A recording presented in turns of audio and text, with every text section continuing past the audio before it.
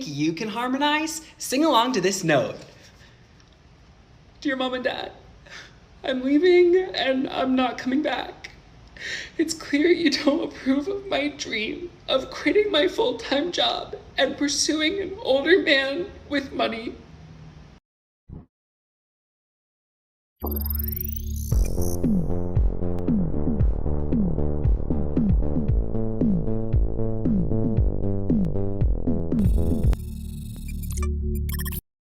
Hello, good morning. Oh, good morning, BBs.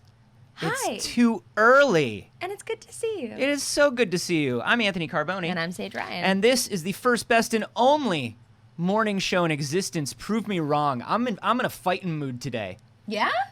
Yeah. Who are you gonna fight? Anybody who tries to prove me wrong. Not a damn thing. Everybody in the chat says it is exactly 8 a.m., including Courtney. Hi, Courtney. Hi, Courtney. Hello, good morning. It's good to see you. Just Tell your about to dentist. say, I don't know how I wake up this early. I'm in the dentist chair right now. Tell your dentist we say hi. Yeah, would you? Yeah, say hi to your dentist for me.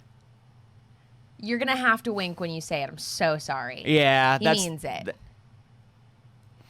He does. I've been there. I've been in this exact position you're in right now. You're gonna need to do the wink. Look, Yes. I'm way overdue for a cleaning. I haven't been going in because of the You gonna tell him that with a wink too? athlete's foot. Yeah. Yeah. It's a double Say- entendre. Okay. It means two things. Right. It means two things. Uh-huh. Number one, I want to have sex with Courtney's dentist. Number two, I genuinely do need a tooth cleaning. He winked back. Cover the show for me. Yep, I got you. Y'all, I'm getting real sick and tired of this white wall. We need to do our painting stream very, very soon. The Great White Wall. I'll conquer the Great White Wall if it's the last thing I do. I think that I'm more tired for the show because we're on a white wall. That's what I think. Oh, I too think that I plain. Too need- plain. Yeah. Too bland. I think I need Not I need stimulated the life enough. in this room. Yeah, I need a little more stim. I got you. Yeah. I got you. That'll be soon. What of we course. need is we need the wall less white and my teeth more white. Doctor. Anyways, it's a news show. You have to stop doing it. You can't keep doing that.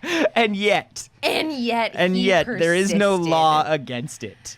There's no law that says dogs can't play basketball. There's no law that says... No, actually, there is a law about that. Sorry. What? I was like, there's no law that says a dog can't sleep with Courtney's dentist, but there actually is a law. That's actually a Why very was that important the- law.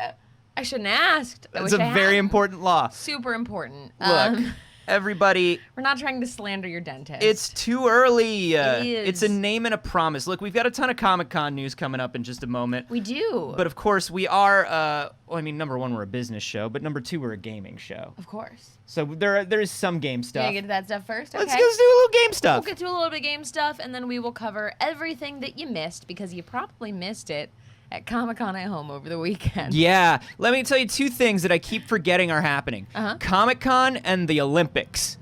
Yeah. I woke up this morning and saw Tokyo trending, and I was like, is the world Is ready to talk Tokyo about okay? Tokyo with me? Are we finally is the world finally ready to talk about how much they want to go to Tokyo? And I was like, oh, right, the Olympics. Oh, yeah. Love you I just dearly. I hope that Courtney is like chatting with us and getting like a root canal and gifting subs. Like I hope there's just like a drill in her mouth and she's just like chatting along with us. What I hope is there's no headphones. Yeah. No headphones involved. Everybody at the dentist office is now Yeah. a fan of the first, best, and only morning show in existence. What else would they be doing? They gotta be up this early. Anyway, video games. Video games. Look, we're in the midst of the hype cycle for the Steam Deck. We are. And the hype That cycle big old little guy. is a harsh mistress. It really is. People get hyped about something and then it's not there and they're still waiting for it, and so they find things to hate about it. Yeah. And they Pretty start much. picking apart this thing that nobody has had in their hands. You know how the hype cycle goes. Of course. Anyway, Valve made some comments about a 30 FPS target for the Steam Deck, and everybody's like, 30 FPS? Man. We're mad because PCs. And we still make that Nazi joke about PCs. Yup. And so that's not enough for the game Nazis. Right. The game Nazis demand more frames. So, look, Valve had to, of course, clarify the thing that the game Nazis got too mad about. And they came out and they said, hey, just so you know, do I have to push the base? Yeah. Yeah, I have to push that one. Yeah. I always forget whether I have to push that one. You did it. They said, hey, that's the floor, baby. that's the floor. We're saying that nobody can run at less than 30 FPS if they want to get their stuff on here. Right. Which is respectable. It is. Listen, back in our day, no double audio today. Well, we haven't tried Saige's laptop yet. Oh, there's still plenty of time. Yeah. Look, I am the oldest man on the internet. Of course. And I remember a time when Ocarina of Time, the biggest game in the world, was targeting 20 frames. Yeah. If Ocarina of Time is running at 20 frames a second, Mario's dad, Shigeru Miyamoto, Yep. said, this is the best it could ever be. Yep. We did it. We did it. We did it. But also, listen. It's a handheld device. It's a handheld device. And also, stop. Just stop. It's not real yet. Sit down. Stop picking it apart. Go outside. Like, go It's touch not grass. touch grass. It's not coming out until December. Right. Worry about anything else until then. And if it isn't what you want, Don't buy get it. Don't buy it. Just don't buy it. Don't buy it. Did you do a $5 pre-order? Take your $5 back. Get You your can have $5. that. You can have Valve that. said you could have that. No problem. Um, Just everybody chill out. chill out. And everybody just to chill. Let me tell you something about that RDNA 2 hardware that's in there. Tell me something about it. So many games that you want to see at the highest, crispiest frame rates are going to run at the highest, crispiest frame rates. Yeah. And also, that thing is the size of an airport tray table. Yep. That thing is the size of my bathtub desk. It's like, do you remember when Microsoft, in the Microsoft store in particular, when they started putting those in, had those like big like tablets? You know what I'm talking about? Yeah, The ones yeah. that were, like in a setting. Yeah, they were like in a table, like Yeah. a standing table. It's like that big. Yeah. It's fun. It'll do the thing you want. It's going to do the thing. It's going to do the thing. Hey, while we're all talking about Tokyo, my favorite segment. Tokyo. My favorite segment of the show, talking about Tokyo. Mm-hmm. I went to a store in Tokyo once. Okay. That there is actual news, but let's actually talk about Tokyo. I went to a store in Tokyo once that looked like, just straight up looked like a dispensary. Like fucking weed leaves everywhere, like skater stuff in the window with like just the pot leaf all over it, and like it just looked like, and it was called like something 420, and I was just like, do they have medical marijuana in Tokyo now? That sounds wrong. I thought it was highly criminalized there. Is it an American themed store? No, I mean yes, in a way, because a lot of stores there are. One of their biggest thrift shops is called Chicago, and it's a chain of thrift shops.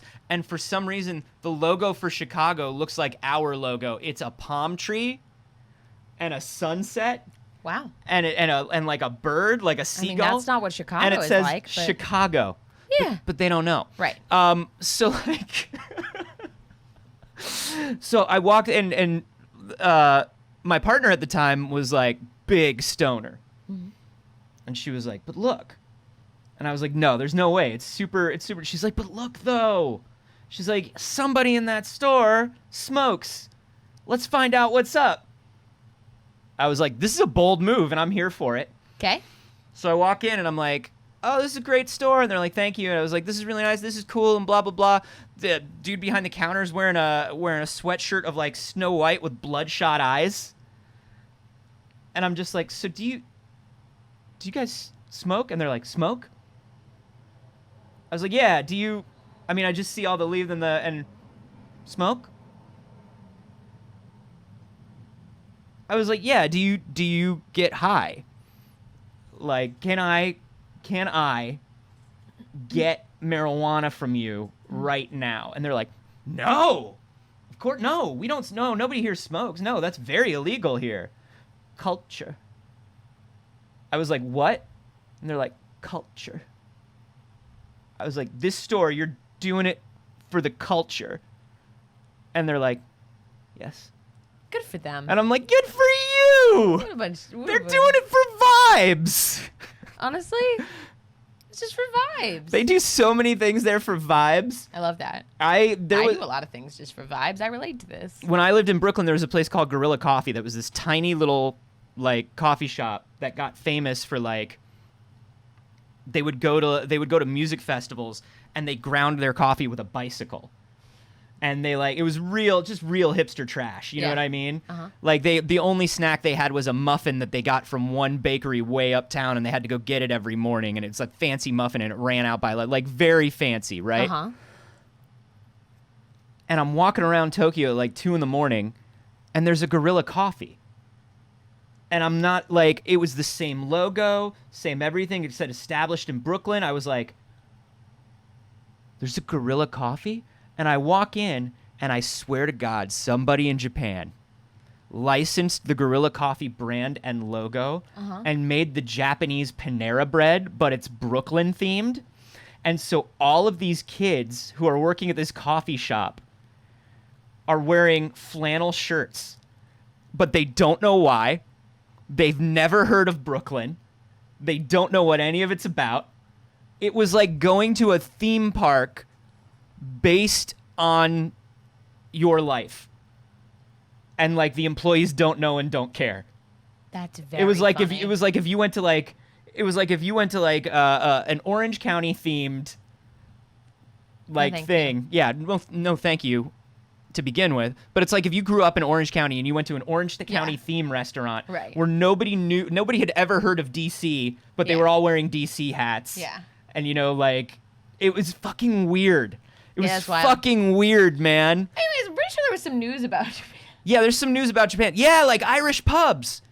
Nobody knows shit about anything in Irish pubs. Hey. Y'all are being real generous and we're seeing it. And of course, we do a roll call. We do an honor roll at the end of the show. We do, and we appreciate and you we very appreciate you. Anyway, talking about Japan. Yes. Final Fantasy 16. Yeah. Final Fantasy 16 is coming. Final Fantasy 16 is in production. Mm-hmm. It's awakening. And Naoki Yoshida, the producer, announced some progress. Mm-hmm. And announced that the English voice acting is done. Cool. And to me, that says, holy shit, they're very far along. Right. Like what? They're on to localization already? Uh-huh. No.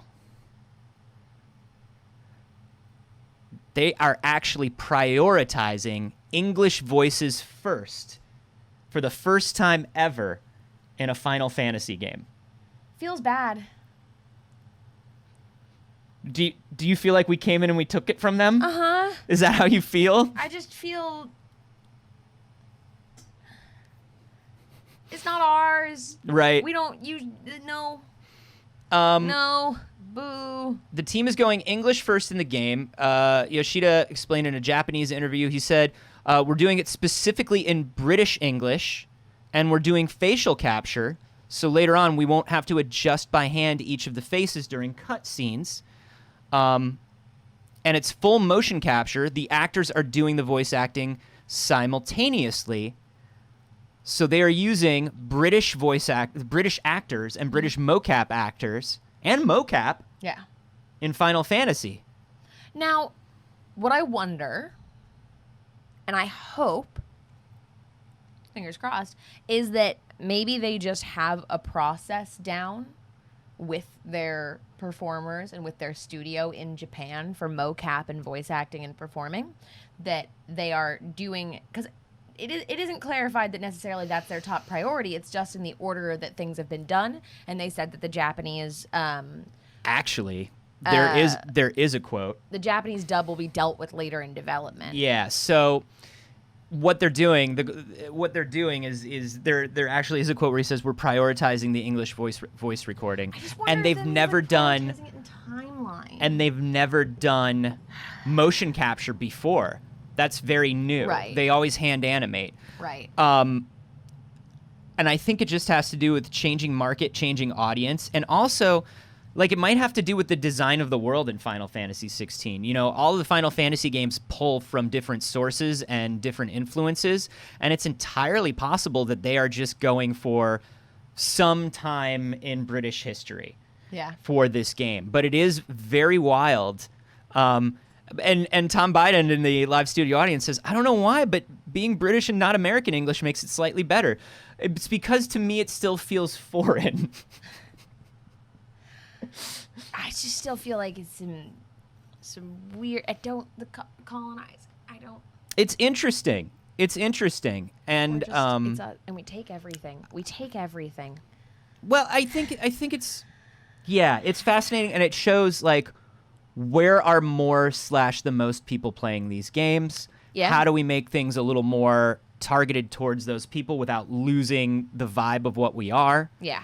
And it's just they're trying a lot of new stuff, which I also think is interesting because while Square is in a way very groundbreaking in the industry, they are also very old school in a lot of ways, and seeing them experiment with like a lot of motion capture for cutscenes and things like that is actually very cool.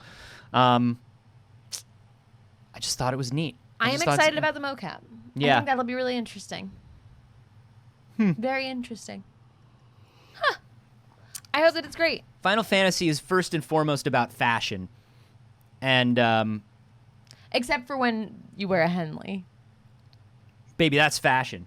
Normcore is so hot right now. If you're gonna kill chaos, who's gonna kill chaos? Somebody that's extremely normcore. Think about it. What's the opposite of chaos? A man in Old Navy named Jack. Yikes. Anyways, we got a couple of other game stories. Just a few. Anthony, tell me about what the hell is going on in Red Dead Online. I found this one for you, Sage. I love this. I found this for you.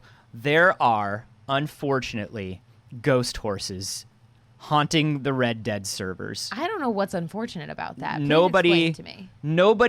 Nobody understands where they came from or what's going on with them, but there are ghost horses in the Red Dead servers. So, the latest update to Red Dead Online is saying that horses that you can't ride are appearing in the middle of servers and staring at you. And they're not default horses. They're horses that are in high-level player items. And not only are these horses staring, sometimes there are just piles of dead horses. Oh, no. Sometimes a horse will come out of nowhere and just kick your ass while you're riding along. And you can't touch them. They're ghost horses. Show me this. The horses have been riding the plains for about a week now, with no end to their reign in sight. Players think it must have something to do with a cutscene bug around in-game stables, where occasionally when you enter the stable, you can see your horse run out of it. A competing theory is that horses are persisting. Wow. Did you see it? Yeah. Ghost horse said, "Fuck Ghost you!" horse. The horses are persisting when players are disconnected. So you disconnect, but your horse stays. And waits for vengeance. Hell yeah. That's awesome. Yeah. Never fix it. Ghost I've never horses. wanted to play Red Dead Online. It's just, we've talked about it before. We don't really do cowboy stuff. It's not our vibe. It's not our vibe. I don't like the way the game controls. I don't like think- the way it feels. It feels slow and kludgy to me. Yeah. Aesthetically and the setting of it is not of particular interest to me. And It's in a addition, beautiful game. It has some levels of animal violence that I don't enjoy. I get it. It exists. I'm happy for you. It's just not something that I get joy out of participating in. I love to watch a Does not bring cutscene me from joy. it. And we talk about this all the time. There are no games that are more technologically just wild than a Rockstar game. Yeah. And yet, there is no company more interested in things I don't care about aesthetically Right. than Rockstar. Yeah. I don't want to, like, I'm just not a guy who wants to run around a city, like, kicking people and, like, shooting them for no reason. You know what I mean? Absolutely. And like, I'm not a crimer. I've played all the GTA games, but yeah, Red Dead, not so much. But however, now that there's ghost horses, this is the most interest I've ever had in this game. I tell you, ghost horses. Well, we're talking about ghost horses. Mm-hmm. I was telling Anthony about this before we got started today. I'm a little tired today. My cat's been keeping me up a little bit since I moved, unfortunately. Screaming. He just yells all night as soon as I go to bed. I mean, that's pretty normal for ghosts, though. No, this is a lot. More than he normally yells at night. Yeah, so in the middle of the night, it usually starts like really kind of like dead in the night. Mm-hmm. He just starts, wah! Mm-hmm. Yelling through the house. He doesn't stop no matter what I do, trying. And I'm like, okay, he's just in a new place. He's a little lost. He's a little confused. That's fine. It's been a couple weeks. He'll adjust soon. But he's taken to a particular corner in my bedroom.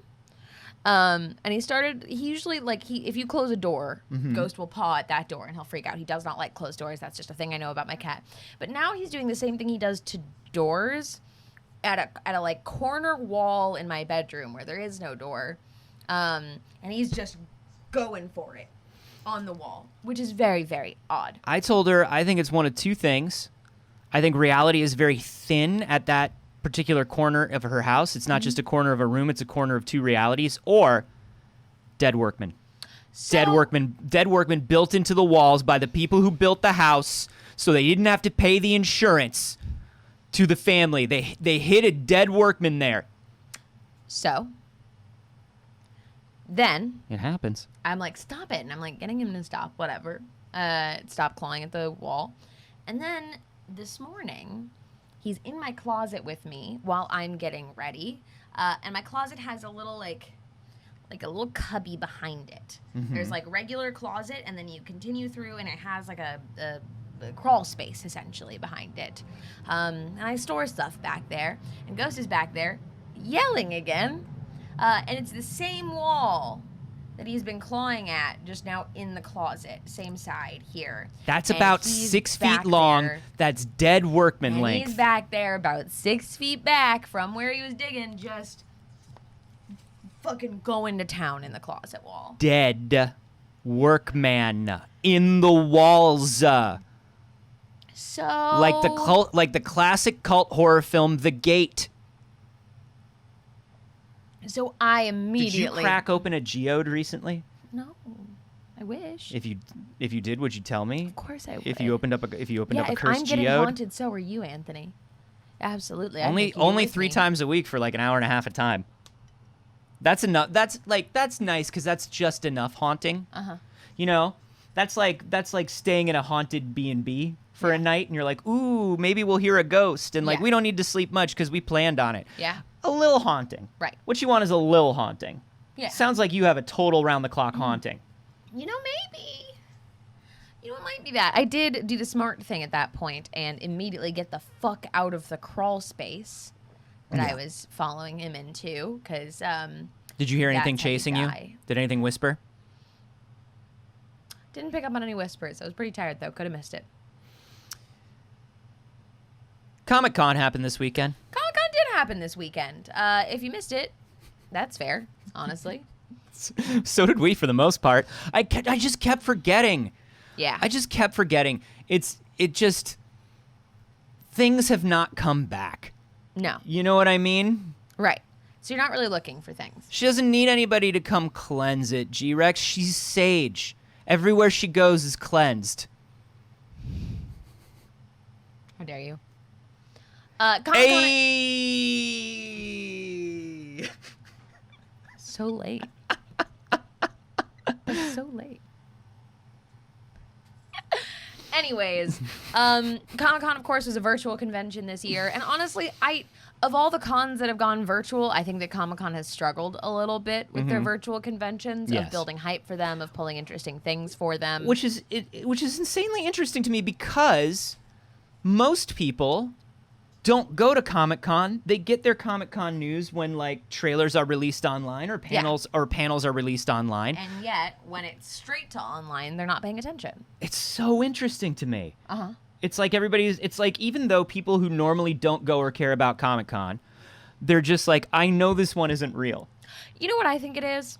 D-me. I think that part of, from afar, wanting to participate in Comic-Con and in the hype around it is knowing that all of these people are together. Knowing that all of the, that a bunch of people from Marvel flew in and went to the thing and are going to come out on stage and do something. We're or, all like, from watching the various trailer things. together at the same time Right. live. Yeah. I think it is this like community experience that makes Comic-Con very special.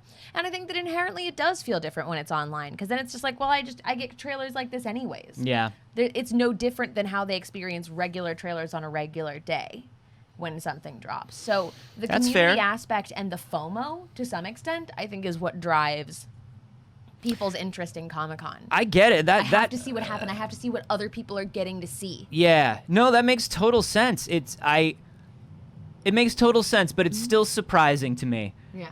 Because Right. it's still that time of year. The announcements Yeah. still come out the way they did, but it's wild how much that in-person component really matters. I also don't think that they've had as big of announcements by any means. I was watching last year come together. I mean, obviously, 2020 was a shit show. They get a free pass on that. But Comic-Con definitely doesn't have the, like, big swinging announcements that Yeah. Comic-Con has in the past. But let's go through what they did have. Let's go There's through still what they some had. very exciting stuff. And I Yeah. look forward to Comic-Con in person when it is safe to do so much. I mean, look, nothing sort of confirms what you just said, like the fact that IGN is leading their Comic-Con at home announcements with Ghosts of Horses. No, with Dexter New Blood. No shade to Dexter. I watched the first season or two of Dexter. I watched the first few episodes, I want to say. It lost its way a little bit, got a little wobbly, but it's coming back. But is this like a Comic-Con and Comic-Con article leading trailer? In previous years, no, definitely not. It wouldn't be something that would open Comic-Con by any means, or Comic-Con coverage. I wonder about the Dexter thing. Do you think that we still live in a world that we can have a show like Dexter? That we would want a show like Dexter? It depends on what their take was, right?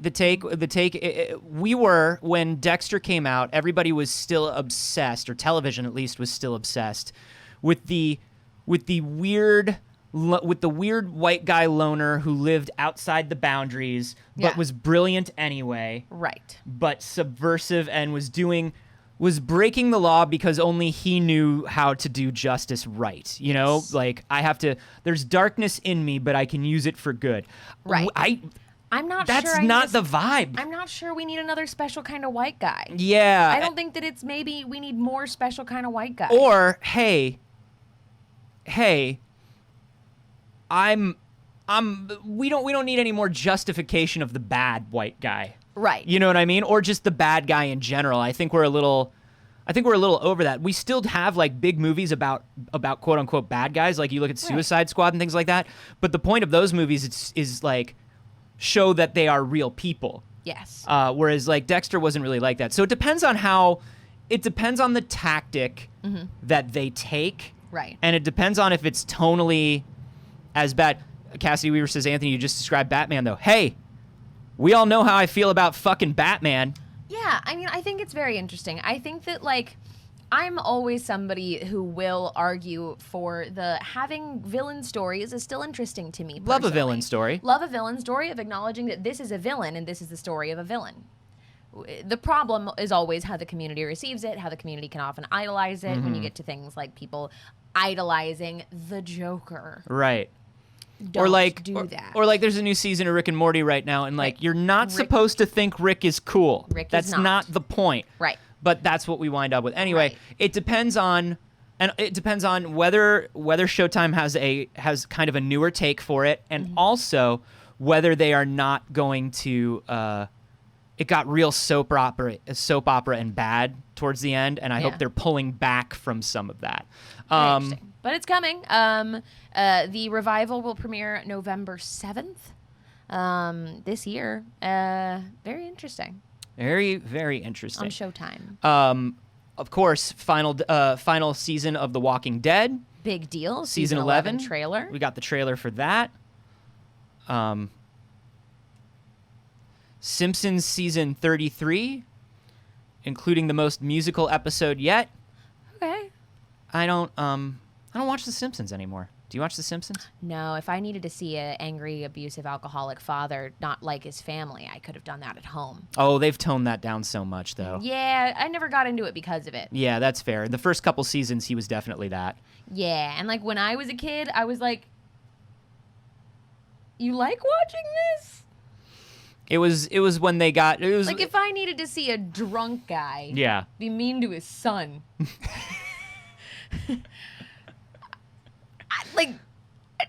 I could do that at home. 33 years. I had a brother. 33 years makes it, I think, the second longest running television show in history to Saturday Night Live. Yeah. Which is really wild. Also, Kaylin Roars is funny. You can watch Rick and Morty for the same reason. I agree, but I also think that at least Rick and Morty is trying to make Rick Sanchez the villain. Mm-hmm. In no capacity is Homer Simpson the villain of The Simpsons. They want Rick to not be a good guy on Rick and Morty. I don't currently watch Rick and Morty. I fell off of it because the fandom just gave me an ick. Yeah. I fell off of it. I didn't like. Well, like I said, I watch Rick and Morty, but I don't talk about Rick and Morty in public. Right. So like, you know. I think when they started off, they were like, can we do an American sitcom? Which American sitcom at the time, and still is just kind of soft dad bod father with working class job, right, and hot wife and like, precocious kids, right, and there are still sitcoms like that. Which, by the way, have you watched Kevin Can Fuck Himself? No, I didn't. What is that? Okay, I never heard of this until Kevin now. Can Fuck Himself is it's Annie Davis's new show. She was the daughter in Schitt's Creek. Okay, yeah. This is her new show, and it's the writer. One of the head writers is Hayes Davenport, who did the Evil Dead series. Okay. And the show is about this woman who is married to basically like a Kevin James character, and anytime she's with him and their family is there, it's shot and written like a sitcom. But anytime she's alone, she's like trying to claw her way out of her terrible life, and it's shot very realistically. That sounds like a very good show. It's so good. That sounds tough, though. It's not, I'm not sure though. I'm emotionally stable enough for that. It's actually not as tough and as dark as you would think it is. No, they did a really great job with it. It's an amazing show. I think it's AMC Plus. But the first one is on YouTube. I refuse to get another streaming service. Go watch I will the first not one on be paying YouTube. for AMC I'll Plus. give you the login. You have AMC Plus? I got a login for something. All right. I got a login for something. Okay. That's all I'm saying. Dragon Ball new movie. We have the official title for it. It is Dragon Ball Broly. They're redoing Broly. They're redoing Oh no, I'm sorry. Broly. I'm sorry. I'm incorrect. No, they already did. They already did. I'm kidding. I'm sorry. I was I'm like, sorry. what are you talking about? They already did I'm that. incorrect.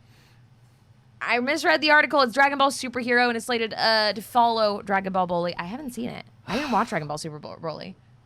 That was just in 2018. I didn't see it. Yeah, I was like, You are they watch it? doing it again? They just did it.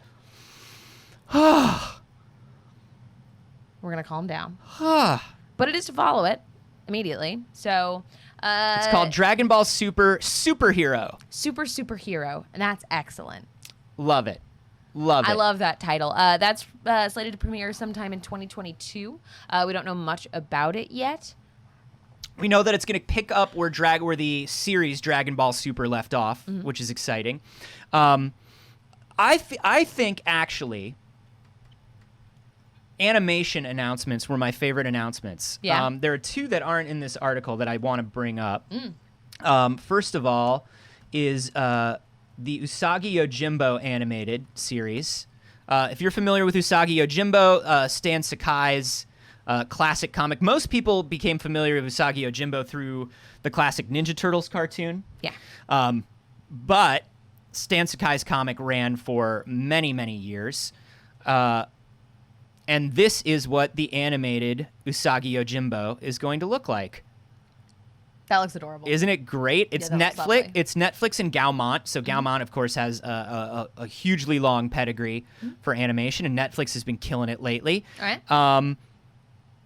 They did a whole panel about it, but There's the comparisons of the here are the T poses for the characters. Now, keep in mind these are the characters' key art. This isn't lit in a scene, right. and they're T posing, so they look a little less great than they would in motion. I think they're cute. I think they're great. I love the way Chizu looks. I'm fascinated by the adjustment on Kitsune.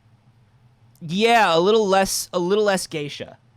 They moved away from the geisha thing. They did, but I mean, I don't know. I'm not familiar with the source material, but Yeah. it looks like they softened that character in a lot of ways. Oddly, like the Yeah. expression and the because it's key art, they're all neutral face. right. So, who knows how she's going to be animated personality wise, True. but you're right. The fact softened the features, the fact that they went with stuff like this neutral, like it would have been nice for them to take the moment to pose them in the key art. Yeah. The way they are in the comics. Right. So if you want a real look at how it's going to be, I mean, in motion with the lighting, That's gorgeous. this right here looks phenomenal to me. Yeah. And I'm very, very excited to see more from it. Another piece of animated stuff. Yeah. Bob's Burgers movie, we got a little more information on. They did a panel at Comic-Con at home, and they said that the movie is a musical comedy, mystery, adventure, and kind of coming-of-age story. God, listen. Tackle it all, Bob's Burgers. Bob's Burgers is the one thing that I've seen a good chunk of it. I haven't seen a lot of it. And every time I watch an episode, I'm like, fuck, this is good. It's very good. Fuck, this is good. No, it's very good. And then, I just never sit down and watch the rest of it. I think just because there's so much of it at this point, and that gives me anxiety. I feel that. And my ADHD brain doesn't say, why don't you watch just an episode a week or an episode every couple days? My ADHD brain says, oh, there's a show? I better watch the entire show. I better hyper-focus on nothing but this show. Yeah. So No, I I haven't get that. watched Bob's Burgers I get that. entirely. Even if I'm not enjoying the show. Yeah. Even if I'm not enjoying the show, I finish the show. Yeah. I hate that for me. It's hard for me to walk away, too. Why am I doing that? 'Cause- Why am I still watching Are You the One? Well, that's a problem. Anthony, season 3? Why are you on season 3? I don't know. I don't know. It's fucking bananas. There's a dude this season who's awful. I'm bad enough that I'm shut down the show. You're shut down There the are show. 7 seasons. You're only 3 in. I know. You gotta stop. I know. You gotta stop. There's so many things. I get it. Sexy Beasts is more important. I did watch an episode of Sexy Beasts with some friends. We had a little girls' night. We watched an episode of Sexy Beasts. How is it? It's fucking wild. Fuck, I gotta start Sexy Beasts. It's really, really wild. It is such an odd choice. My main takeaway from this is, all right, I want to go on a dating reality show, right? These people think. Yeah. And they're like, okay, I believe that dating is too shallow. Yeah. I want to be on one where that's not the point, where they get to know me for my personality. The opposite of the other Netflix shows, which are all based on Right. I'm really hot and shallow, but something is going to keep me from the shallowness I want. Right. So imagine doing that, Mm-hmm. thinking that, Mm-hmm. and then in front of you, you have 2 choices. You have Love is Blind, where you speak on the other side of a wall from somebody. You get to know them personally before you get out into the world and meet them. Or you have Sexy Beasts, where you get in full prosthetics, where you go in a bald cap. And they're not all animals. No, there's a demon There's lady. witches and shit. There was one where it was one's a deer and one's a frog and one's a bog witch. And I was just like, The marketing focused a lot on the lady they gave devil boobs to. Yeah. The marketing was like, look at this lady. We gave her devil boobs. Right. Also, plenty of opportunity to be shallow. You can see their whole ass body. Yeah. That's the thing that I thought was funny about the trailer is like they were all dressed as like whatever demon, animal, whatever. But then they all were just like, but also like the tightest clothes I own, just so they know I am hot under this. Right. Like I don't want them to think about the fact that I'm hot under this because it's too shallow, but also you should know that I'm hot under this. Right. It's like, yeah, she's a deer. You can still see that she's a size 4. So more like a fawn. More like a fawn. Hey, that Bob's Burgers movie sounds pretty good, though. They announced a does. bunch of guests. Yeah. New and returning for the movie. They said Stephanie Beatrice, who we love, Zach Galifianakis, Ashley Nicole Black, Tim Meadows, Ron Funches. Yeah. So good. So ready. So ready. Very exciting. I'm gonna try to catch up on Bob's I Burgers. recommend it. I really, really like Every Bob's time I watch an Burgers. episode, I love it. There's like an area of it that doesn't hit for me, which is Gene, and everybody loves Gene. Gene just does not hit for me as a character. Oh, yeah. He's just like Eugene Merman's character, yeah. he's just like potty humor a lot of the time, and sometimes he does, but it's also like annoying little boy character that just doesn't do it for me. But like the rest of the show absolutely does. Yeah.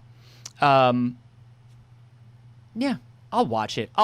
They did that Archer crossover because H. John Benjamin's on both. And using the exact same voice. Yeah. So that's a tough move. They did an Archer crossover, which was absolutely hilarious, and that's what got me like kind of watching it a little bit. Yeah. And then I was like, I gotta watch more, and so I will. One more animated thing that I want to talk about.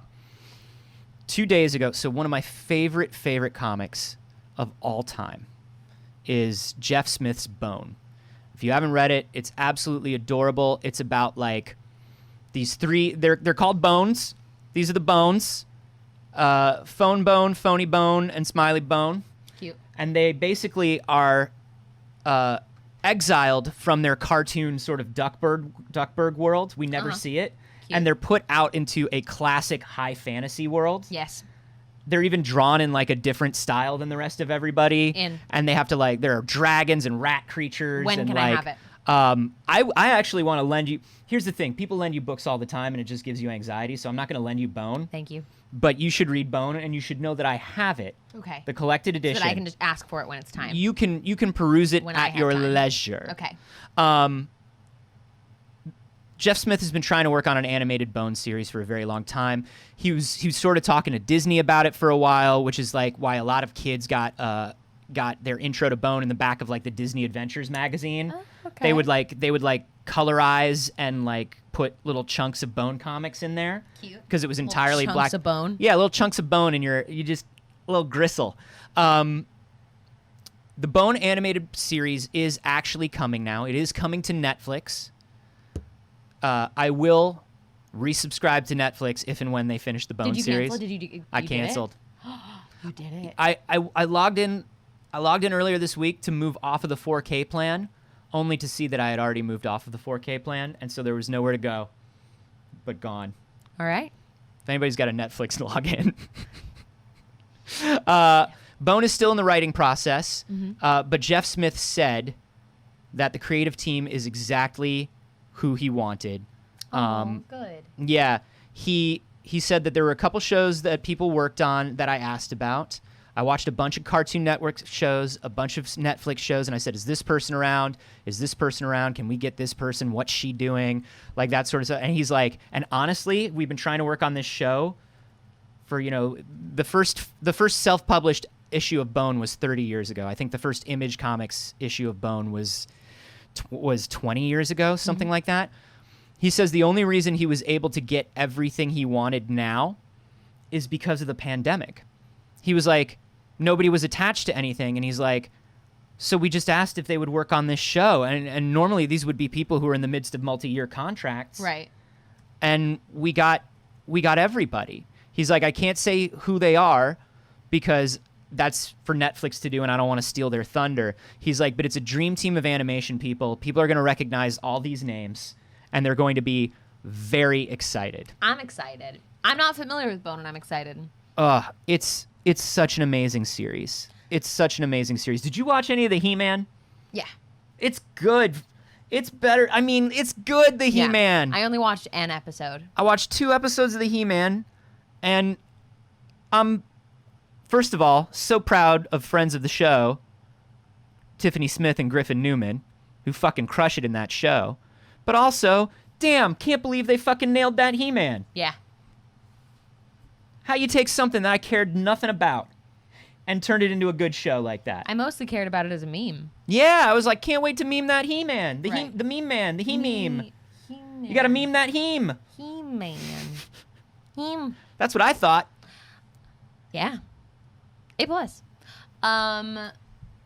Additionally, IGN rounded up all of what they say are the most interesting releases from Comic-Con when it came to like vinyl figures and collectibles. Comic-Con is about junk.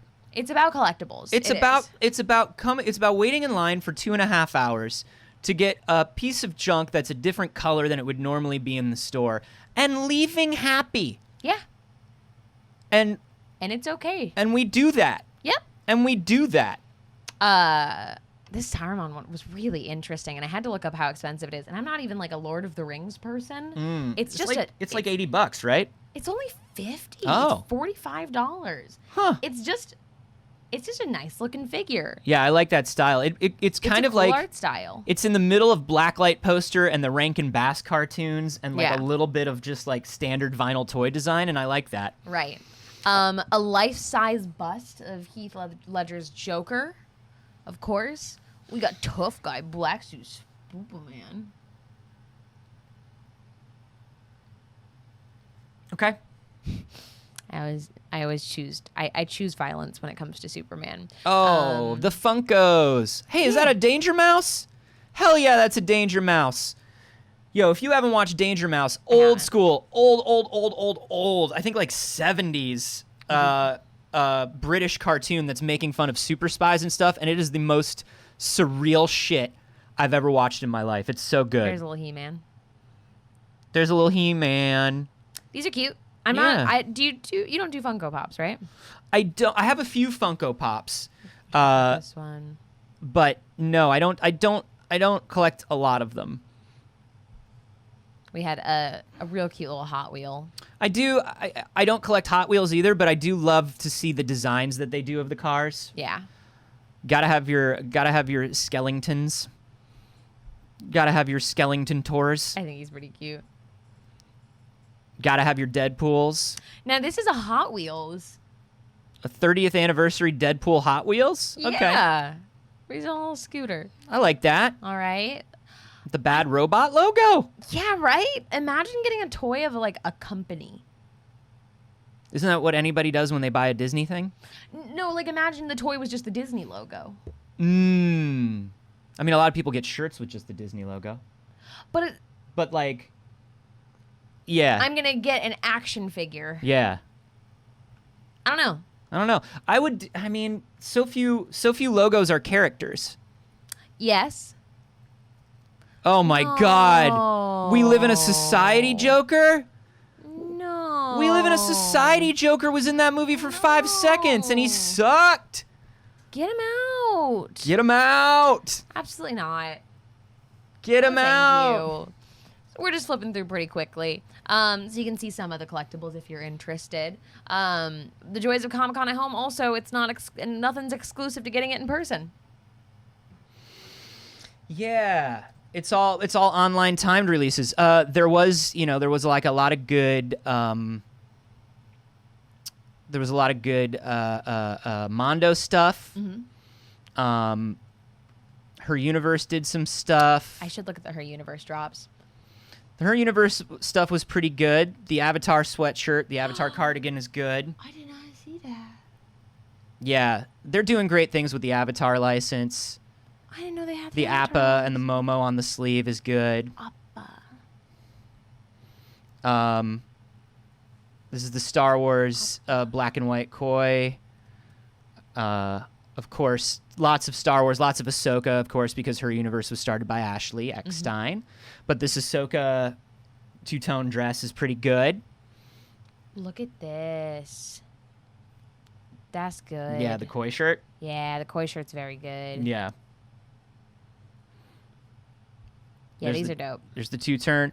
Tano, Clone Force 99, the Bad Batch. That's pretty good. The website is the rough. baby. The San Diego Comic-Con blog is a bad website. Do you see how it's like glitching out for me? The WandaVision cardigan is good. That is good. I would never wear that though, but it's good. I'd wear it. Yeah, I think it would be cute. I mean, I know this is part of their Our Universe line, so it's you know primarily for mask presenting people, but I think that'd be cute on a lady. Right, like picture it, little tennis skirt. Here's Wanda's Scarlet Witch dress. I don't love that. I'm not the hugest fan of that. There's the Umbrella Academy cardigan. Uh-oh.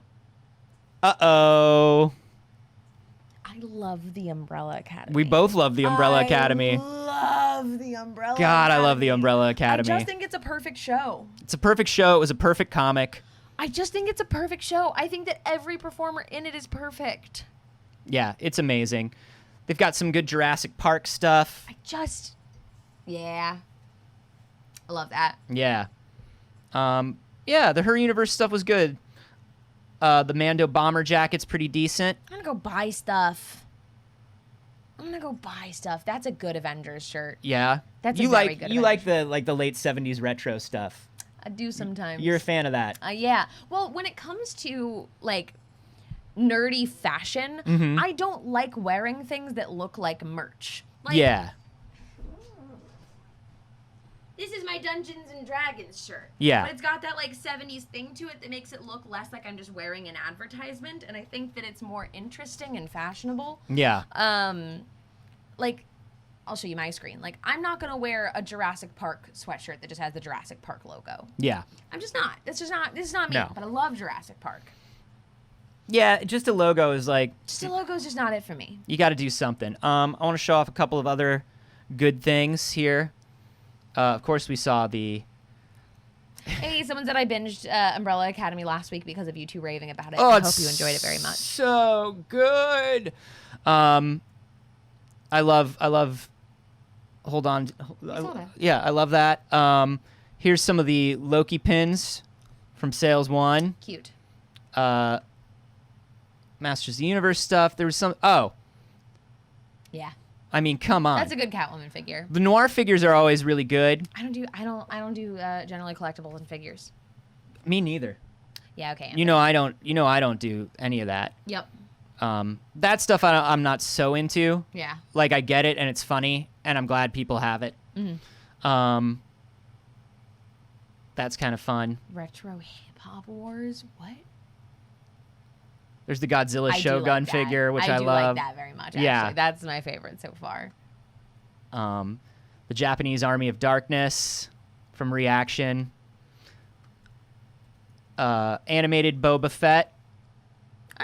All right. This is one of the Hallmark. This is the Hallmark ornament for this year. That's cute. I like that. They also have the Ecto 1 ornament, which is cute. Love that. Yeah. Uh-oh. What are those? I mean, I get that they're the Nightmare Before Christmas characters, but like, what is the? These are the mini mates, so they're made to look like Kubrick figures. They're kind of like the American version of Kubrick's. Okay. So they all have that sort of like, but look at this. That's great. Look at our boys. That's cute. Look at our boys playing video games together. I can dig it.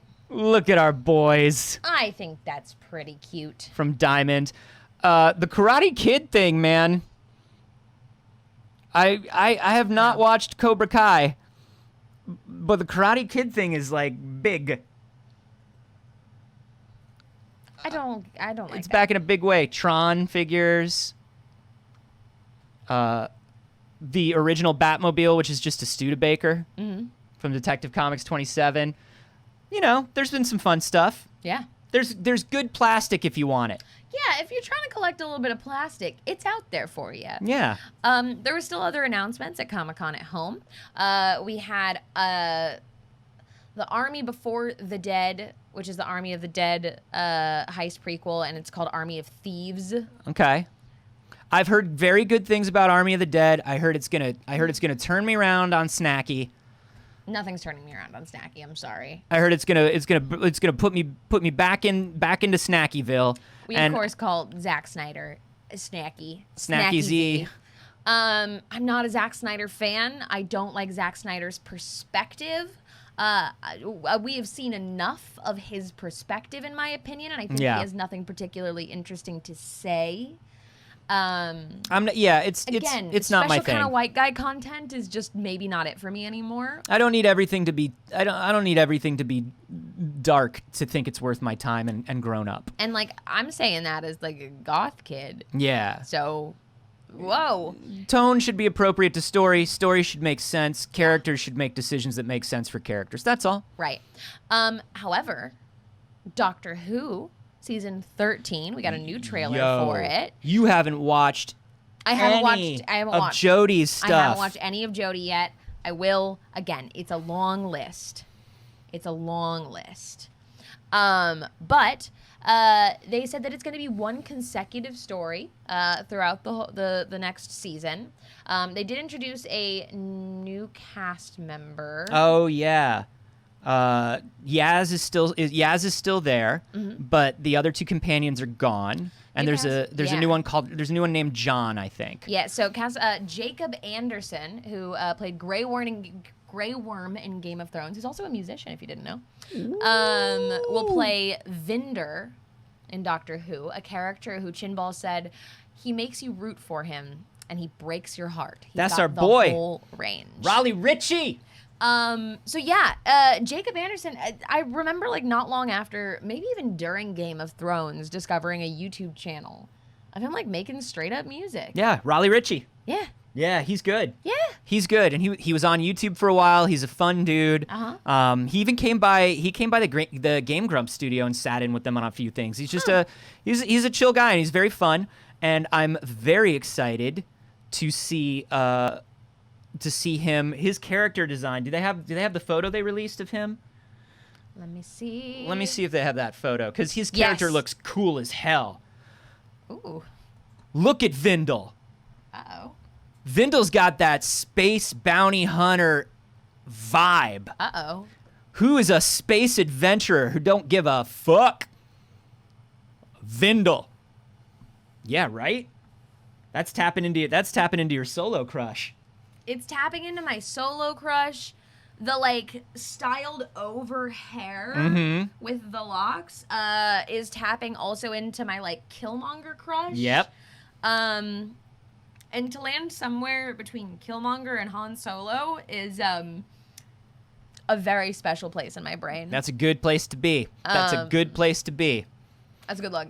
That's very exciting. You know, some people in the live studio audience are sharing their opinion on the Chris Chibnall Doctor Who, and you know, I'll tell you, it's been a bit uneven for me as well. I do think the change was needed. I think there have been some great stories.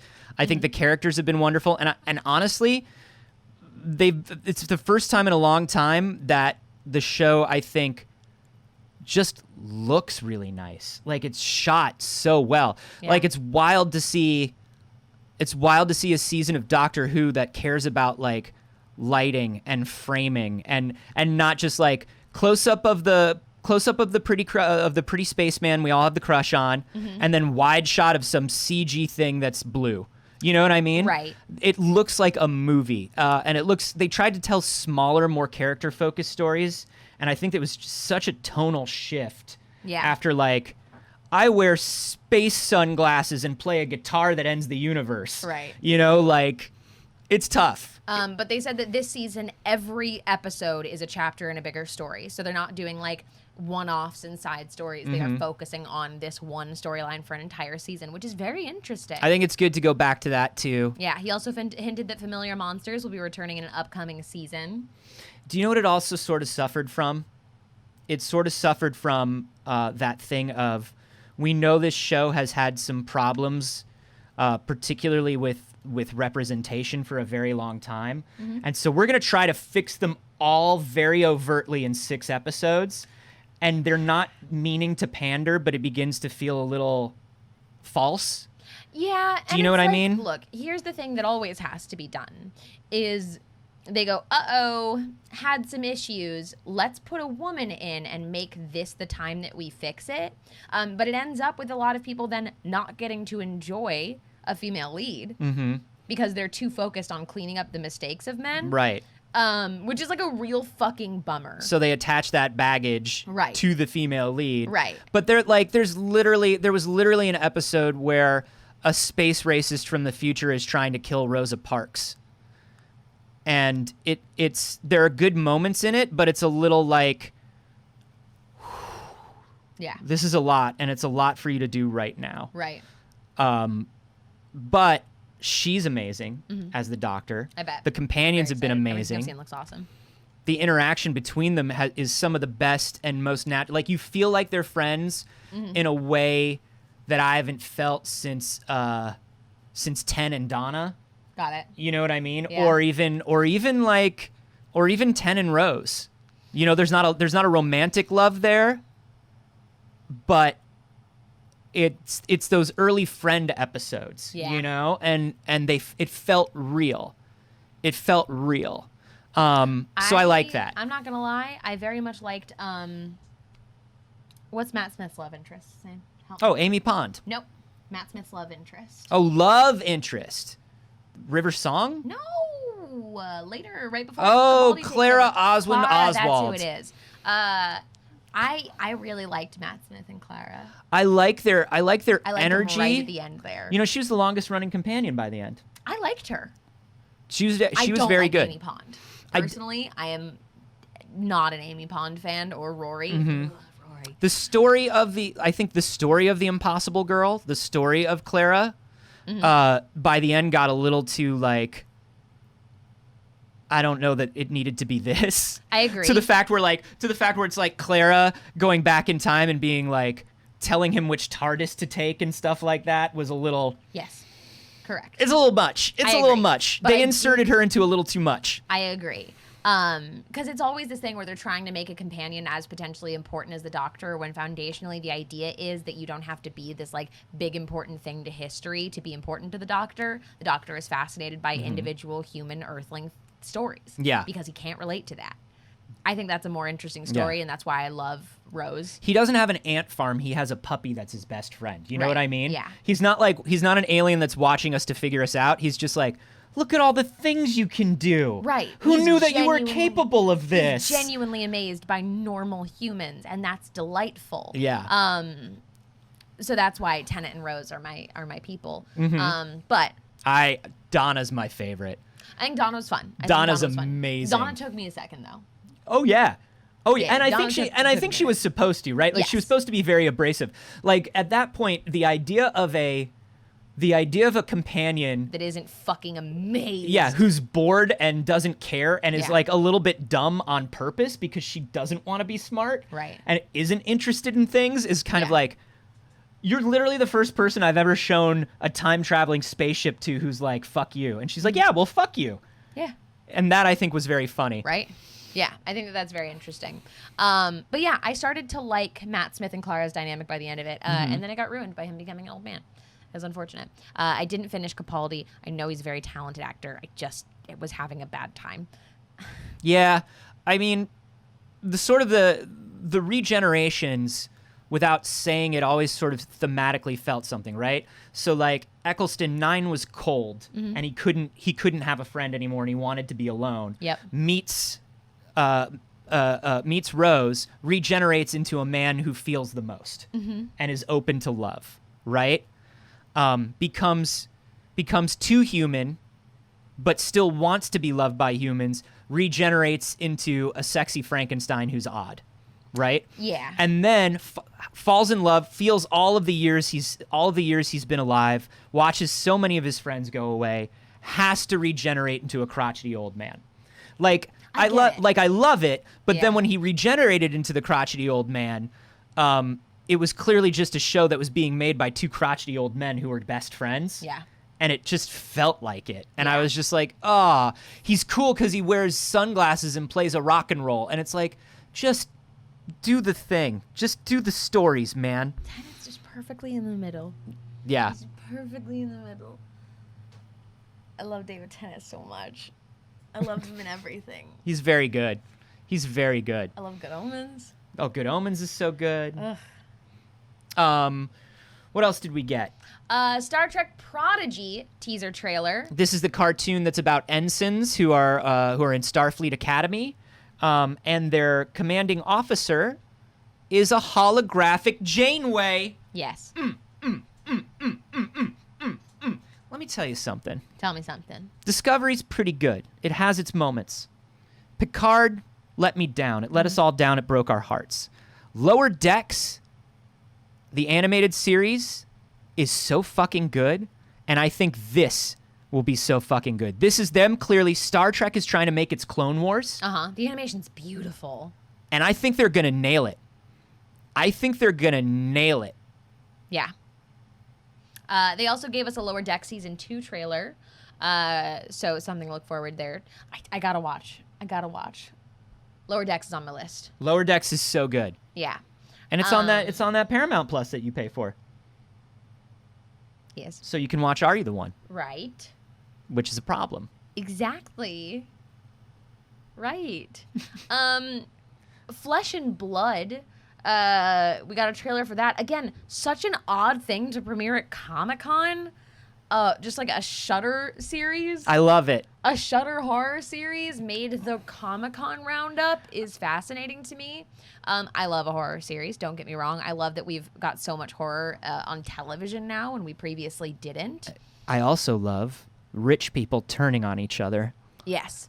I agree. I think you've got that like foundational of the Purge stuff from this. I think you've got that. You got Knives Out. Hide and Seek. Hide and Seek. God, Hide and Not Hide and Seek. Seek. It's not Hide and Seek. It's Ready or Ready Not. or Not. Yeah. Ready Hide or and Not. Seek is the Robert De Niro Fuck, movie. you remember how pleasantly surprised we were by Ready or Not? Yeah. Fuck, that movie is so good. Yeah, that was a very fun movie.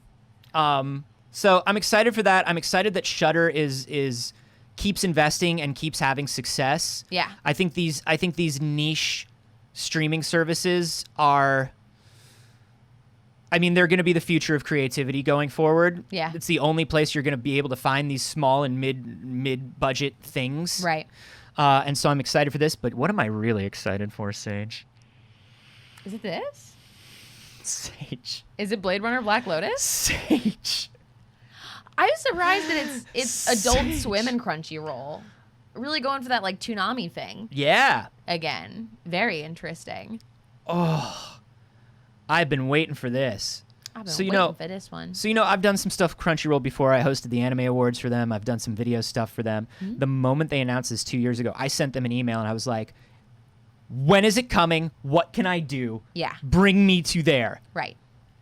And I am so excited for a Blade Runner animated series. Yeah. Set in 2032. So, in between, I know your love for Blade Runner, but are you confident in the Adult Swim? I'm confident in Crunchyroll and I'm production? confident in the production company. Okay. And Adult Swim can do great things.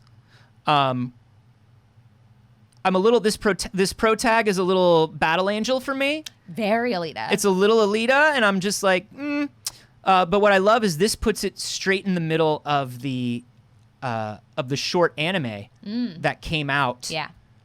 That was supposed to bridge the events between the original and 2049. So this is smack in the middle of those, and I'm very, very excited for it. Yeah. I'm intrigued. You know, I haven't watched 2049. Have you watched the original? Yeah, of course. Yeah. Okay. Yeah. Absolutely. I fucking love the But original. I haven't watched the new one. 2049 is very pretty. And when Yeah. people ask me why I'm not excited about Dune, even though the Dune trailer looks perfect, it's because of Blade Runner 2049. Interesting. Because he's the director of both. I'm not excited about Dune because I hate the way people talk about Dune. Yeah, Dune bros are not great. Dune bros are exhausting. Dune bros are not great. They're just like one step away from infinite jest bros. Which I love Infinite Jest, but you can't talk about it in public. I mean, you can, but try to be Don't. normal. Don't actually. And try not to force people into a conversation I'm about gonna it. say don't talk about it. Try not to explain why people don't get it, which is what I think a lot of Dune bros do. Hello, Noir. Good morning.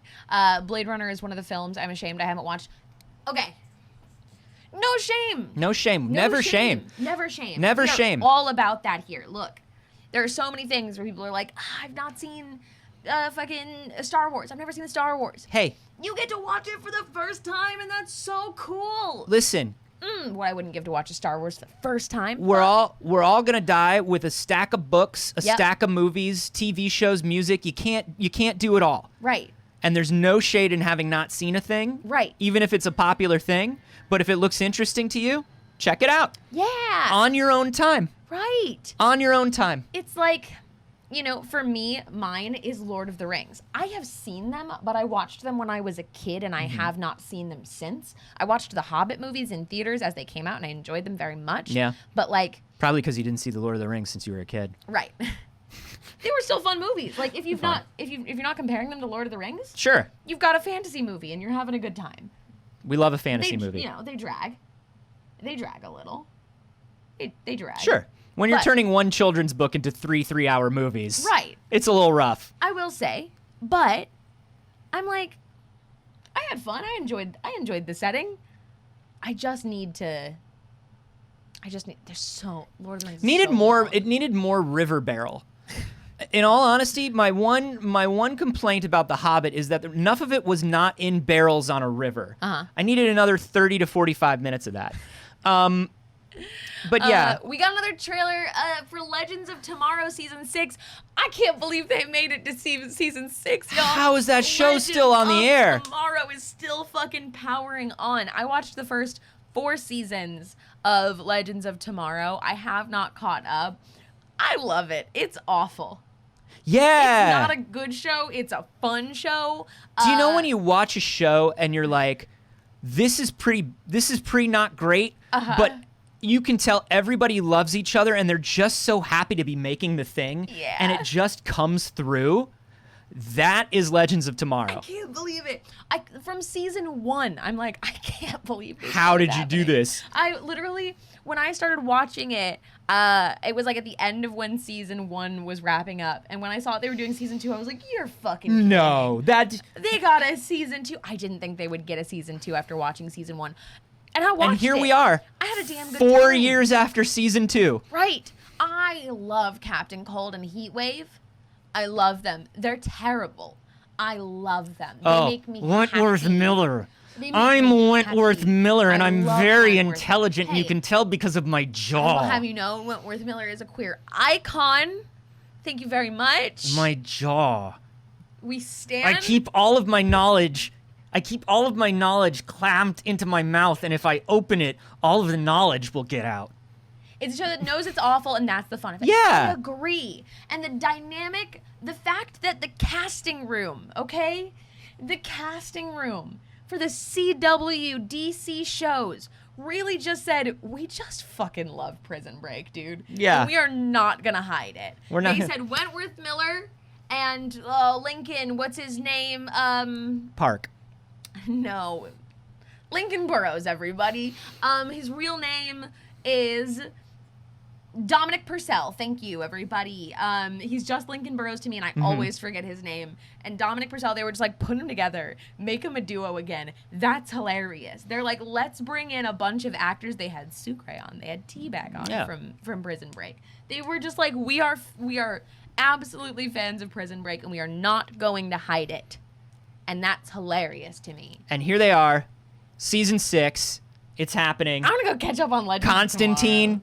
Fucking Constantine is part of it because they didn't know what the fuck to do with Constantine. tomorrow. Yeah, why not?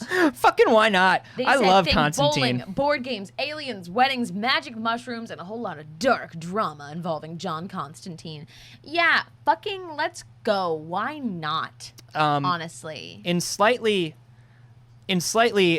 smaller television news. I have that in here separately, yes. So this is pretty small Not television a big deal news. at all, probably. Not as big as the fact that the Legends of Tomorrow are going bowling, but pretty big. Michael B. Jordan developing his own Superman project for HBO Max. We sat here not 2 months ago, whenever this J.J. Abrams thing came out, and it was Yep. like we're focusing on a black Superman. Do you remember when we were talking about President Calvin Ellis and how he exists? Yep. And how you could do that movie. Yeah. You don't need to mess around. You don't need to mess with a character in a way that's just going to make life hard for whoever chooses to play that character. Uh-huh. You could, if you wanted to, Yes. tell a story that's just as good that exists. Yes. Also, I think a black Clark Kent is perfectly good. Yes. There should be there should be no delineation of Clark Kent being white. Yeah, That's silly. it's fine. It's I think if two people were going to try to hide things in the Midwest in the 60s, you know what I'm saying? Right. And You we know, spoke like, previously you could certainly- about how much more powerful Clark Kent's story could be with him being a POC Yeah, performer. absolutely. So, like, look, it's fine. But Michael B. Jordan said he didn't want the blowback from that. He said he just didn't want the blowback from that. Uh-huh. He said, I don't see what the point of fighting against this is when there is a way to do this perfectly exactly the way we want. Yes. So he is making an HBO Max series. We don't know if it's a series or or movie yet. series or A project movie, right yeah. now. Where he will be Val Zod. Fuck yeah, Val Zod. He's Ugh. he's gonna be Calvin Ellis. God. He's going to be the president of the United States who is also Superman. Like, come on. Yes. Come on. I love this so much. I hope that it comes to fruition. I hope that it actually, because right now it's pretty early on in development. I hope this is not something that we're looking back and we're just like, fuck, what happened? I love Michael B. Jordan. He is one of my favorite performers in Hollywood right now. So fuck yeah.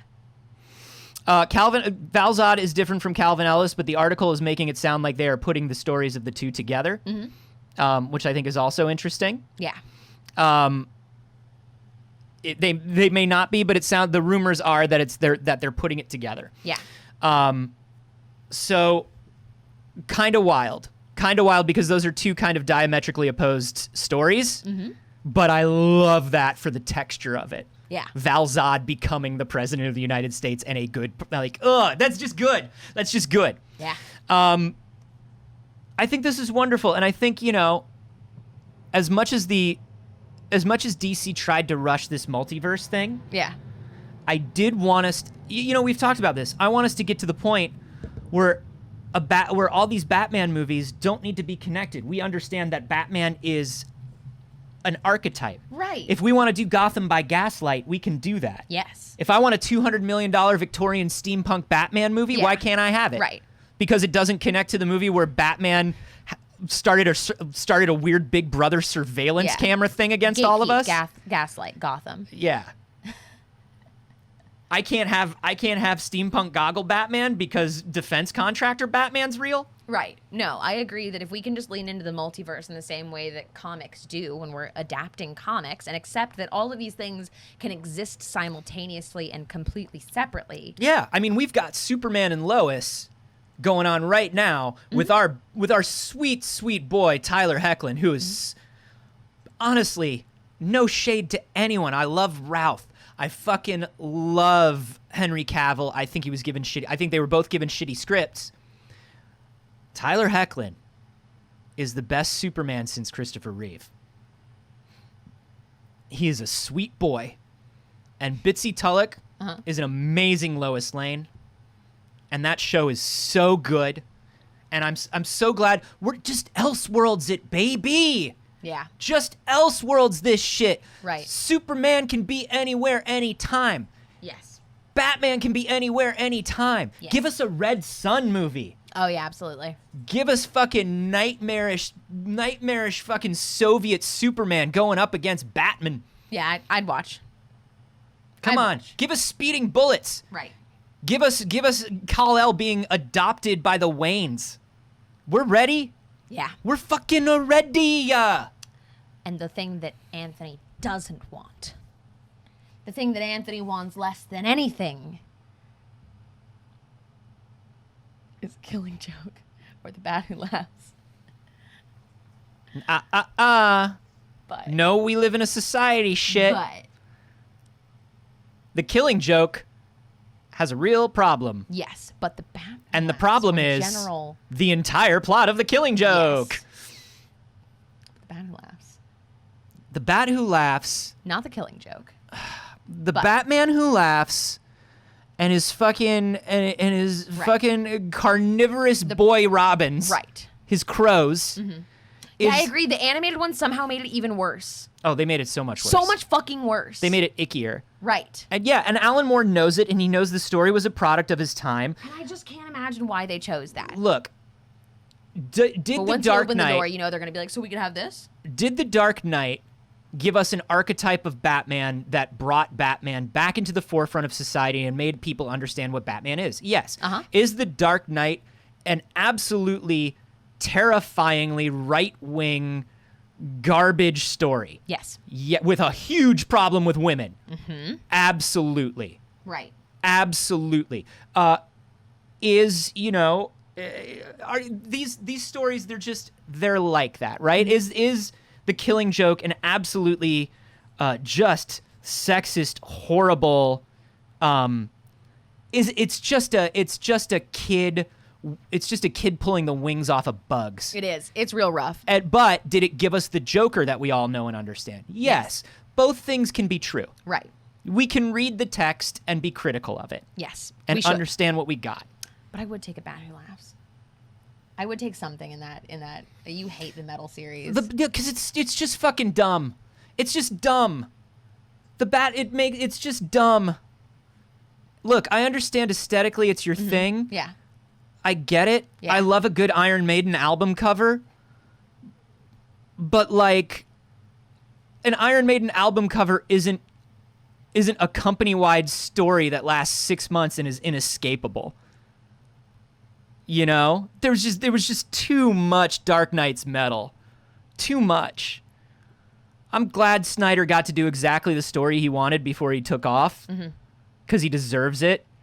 Because he fucking did so many good Batman things. He gave us the Court of Owls. I respect the hell out of him. I do love the Court of Owls. But this was clearly, I want to do one big thing before I leave. Yeah.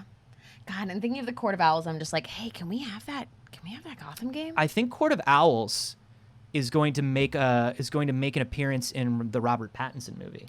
I think they're setting up Court of Owls. That's right. There was something in the trailer that nodded to that. I love the Court of Owls. Yeah, and what if everyone is the Joker? Yeah, what if everyone's the Joker? I'm so like, yeah, fair. Yeah. What? Absolutely. Hey, what if the Flash was also the Joker? Right, And what I if mean all of it. what if Wonder Woman was also the Joker? Oops, all and they were all Jokers. just twisted. Oops, all Jokers. We live in a society. I'm just like, ugh, come on. Come on. Honestly, there wasn't much else at Comic-Con at home. We had a couple of other trailers. We had little things from literally from the Patrick Star show that they're doing development pieces. We had Adventure Time Distant Lands, a little bit of key art from that. Wizard City. Yeah. The Wizard City show is the next Distant Lands miniseries, and I fucking love the wizard characters. Yeah. In Adventure Time. Which I think would be very interesting. Lucifer, a new trailer and date for final season. I'm going to be honest with you, I keep forgetting that Lucifer is still going. Comic-Con at home didn't have a lot. No. It really didn't. And also, the Michael B. Jordan news was not part of Comic-Con at home. That was not announced in Comic-Con. No, that was a Collider leak. Yes. So Collider verified this independently with a few sources. It was not announced for Comic-Con. Right. Honestly, I didn't even know Comic-Con was happening. Exactly. That's what we were saying. That's kind of the thing. And we were talking in the beginning of the show about how Comic-Con at home just doesn't have the same magic, unfortunately, and it kind of can't.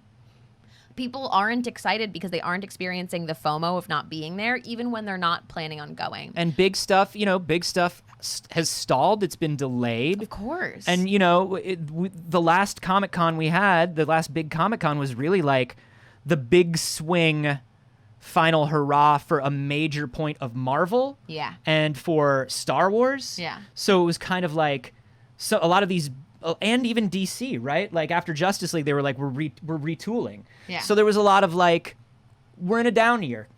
We're in a down year, and that's understandable given everything we're coming from. Everything would have needed to be developed last year, and last year was sucked into a void, a black pit of despair and awfulness. So, fair. I have hopes for next year. I also think to some extent Comic-Con's got to be saving certain things because they are planning on doing an in-person convention in November.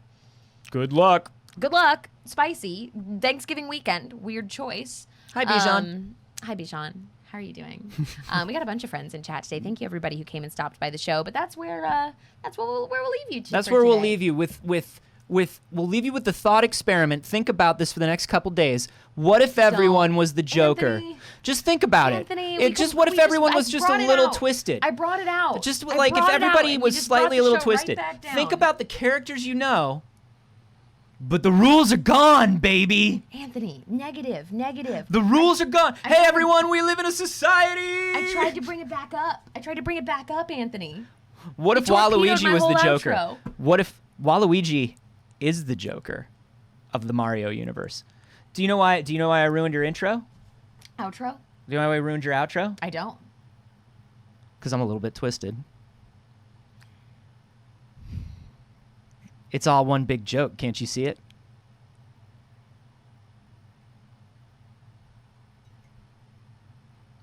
Fine, give him a new outro. We love you, BBs. We'll see you on Wednesday. We'll see you on Wednesday. Bye, y'all. Wait, do we want to? What? Oh, we didn't thank everybody, but that's okay. We're back. We're back. We didn't do the roll call. We didn't do the honorable roll of BBs. Thank you, everybody who showed up and supported the show today. Of course, we appreciate you for being here. Things like subs, donations, never required. Your time here is enough. We make a show that you will show up and watch. That's the whole point. That's why we do it. So if you did that, you did everything that we need. Saige was so mad at my Joker thing, she nearly ended the show. Literally nearly ended the show, Anthony. Because it's you have to participate together. Anyways, however, if you did subscribe, if you have the ability to donate and support the show, we're an entirely independent channel, and that's what allows us to keep doing it. So we want to thank people who were able to do so and chose to do so. So we have a little. The following people are just a little bit twisted. Here we go. Michael Dompour, thanks for the follow. Kaylin Rohr with the gift to Cupid Shane. Oh, hi, Shane. Doug E. Fresh with 500 bits and a resub. Thank you so much. They say, love hanging with you. Thank you for hanging with us, Doug E. Fresh. Yarrow Follower with 100 bits. Trans rights. Trans fucking rights. Yeah. Cypher of Tier with the host. Thank you very much. Yarrow Flower with the subscription. 54 Aqua Snakes with the gift sub to Jason Charles Miller. Hi, Jason. Who still hasn't told us what kind of vampires we are. Nope. Yarrow Flower with more bits. Nam1 with the follow. Yarrow Flower with the follow. Suicide Joker with the follow. Just a little bit Porky twisted. Chop, KJS Extreme, Scott Davis with the 6-month resub, so appreciated. Crazy Boy with the follow. Cypher of Tier with another 4 months. My goodness, thank you so much for being here for 4 months. Rydian with the 8 months. That's a lot of months. Mergskurgs, Croz, thank you for the follows. Calmer with the 10-month resub, so appreciated. Calmer, hello. Gad Volume 1, Little Brassy Atlas gifting 5 subs to the community. Zekiro, thank you for the follow. Lil Brassy Atlas gifting more subs. My goodness, and Auto Anatomy gifting subs. Kaylin Rohr and 54 Aqua Snakes with the bits. Fabio Craven with the follow. Tuna Mouse gifting subs. Fire Crotchny, our own Courtney, Sweet Bean gifting subs. Thank you. It's Paul with the follow. Galaxy Tides with the resub. Watnek with the resub. Thank you so much. Smoky Possum. Davis the Jedi Bear. It's Joe. Soapy Llama. Thank you for those follows. Thank you so much for being here. Thank you for showing up and supporting the channel. We appreciate you very, very much. We do this show every Monday, Wednesday, and Friday at exactly 8 a.m. Pacific whenever 8 a.m. occurs. And hey, thanks for being here, huh? Thanks for being here. We love you, BBs. Bye, y'all. Bye.